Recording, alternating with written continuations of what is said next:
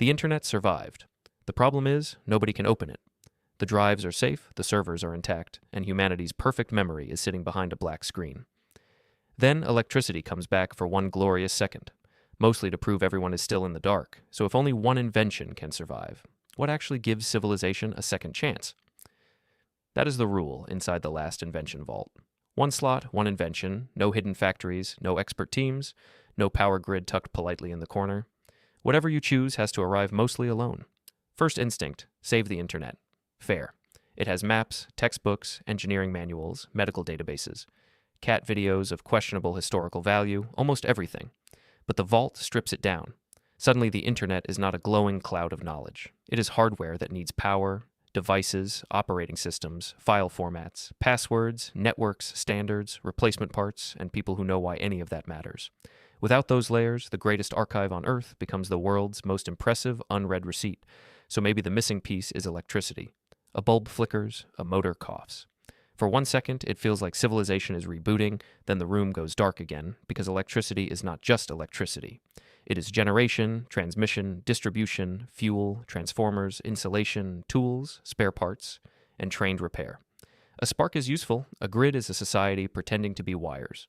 The vault is not mocking these inventions. It is asking a harsher question.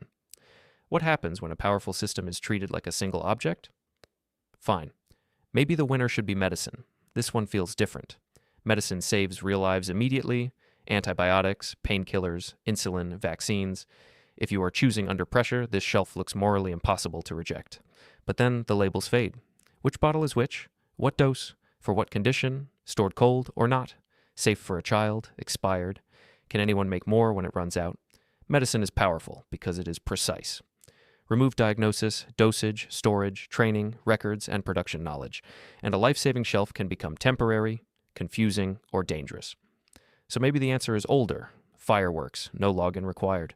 It cooks food, warms people, hardens clay, scares off animals, and turns night into something negotiable. The wheel works, hand tools work, a saw, a hammer, a needle, a cart. Suddenly people can build shelters, move water, repair roofs, plant seeds, and survive. For a while, it looks like the humble tools have won. Then the vault runs the simulation forward, not one winter, several generations. The first people remembered why the bridge needed that extra brace. Their grandchildren copy the shape, but not the reason. A medicine mark becomes a rumor. A measuring stick gets shortened, then copied accurately from the wrong copy. A crop calendar drifts just enough to turn plant after the rains into plant when someone says their grandfather used to. Nobody is stupid. That is the scary part. They are trying. But memory, passed only through fragile chains of people, bends. Civilization is not just tools. It is tools plus memory. So the question changes. Not which invention is most useful today, which invention lets useful learning survive after the learner is gone. Now the final candidate enters, and it looks almost embarrassingly small. Writing, durable recorded language that preserves usable knowledge across time. Not knowledge in the abstract. Not a magical library that rebuilds everything overnight. Writing as marks that can carry labels, counts, warnings, maps, measurements, procedures, diagrams, dosage notes, inventories, corrections, and failed attempts. It tells the medicine shelf, this bottle, this dose, this storage, this danger. It tells the flickering light, this wire, this material, this repair step, do not touch this part unless you enjoy becoming a cautionary symbol. It tells the farmer when to plant, the builder why the bridge failed, the apprentice what the expert learned too late, and the future where the previous copy made a mistake. And now the vault opens its final slot. It is enormous.